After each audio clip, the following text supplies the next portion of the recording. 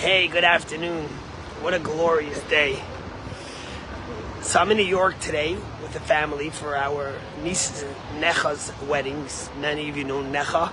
She's been coming to us for years. Her father is the cantor on the high holidays in the shul.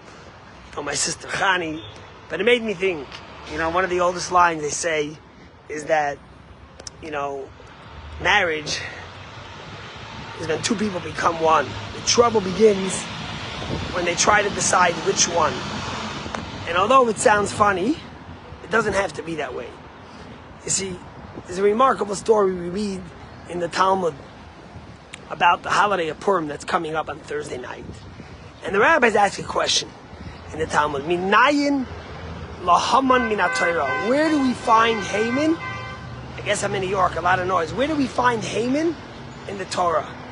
And the rabbis answer that the place we find Haman is where it says in the Torah, when Adam ate from the tree of knowledge, when he wasn't supposed to, and God turns to him, and God says, Hamin ha'etz, did you eat from the tree that you were told not to? Now the word Hamin, which means from the type of tree, could also have the same letters as Haman. Now, but that's ridiculous, because what are the rabbis telling us here? Yes, it has the same letters, Haman and Hamin, but Haman is the name of a person, and Hamin is a type of tree.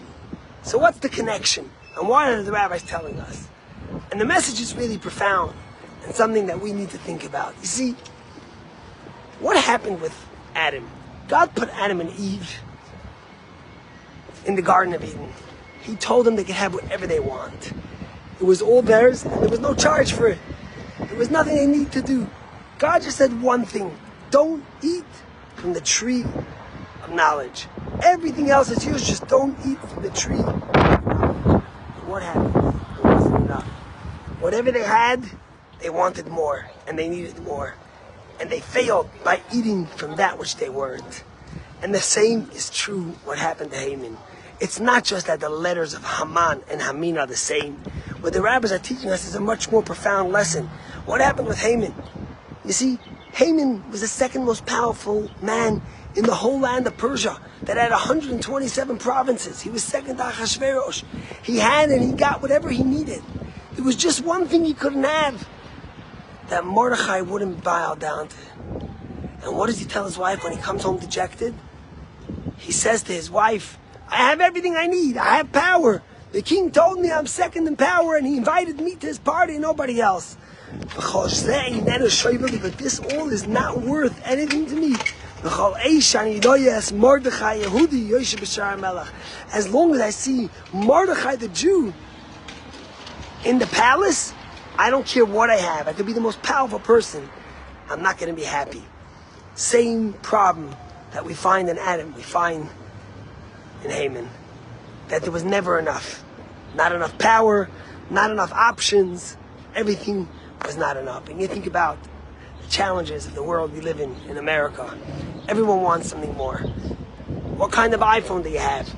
Is it a 16 or a 15? Every year we're getting a new iPhone, $1,000. The iPhone 12 still works good. The changes are minimal, but it needs to be something new.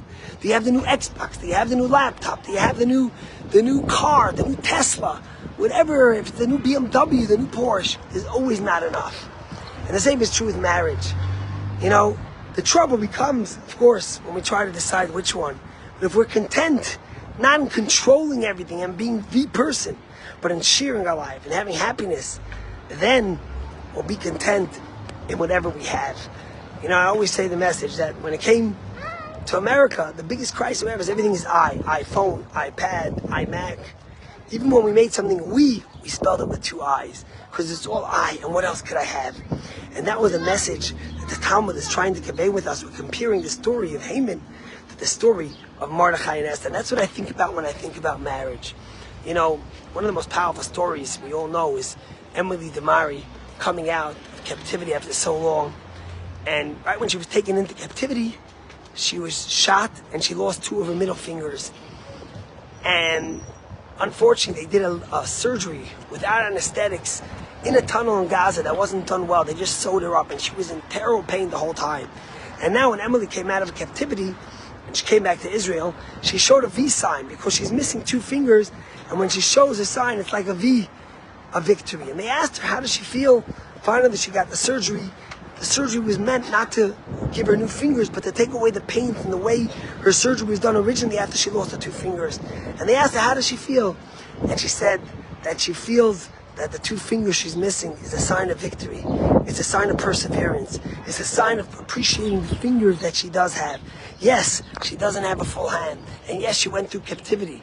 But she also has the victory sign, the sense of understanding and knowing that everything Hashem gives you is a blessing, and everything you get should be appreciated, and not be like Haman, who said, it's not enough power, not enough, because I see Mordechai and he also has power.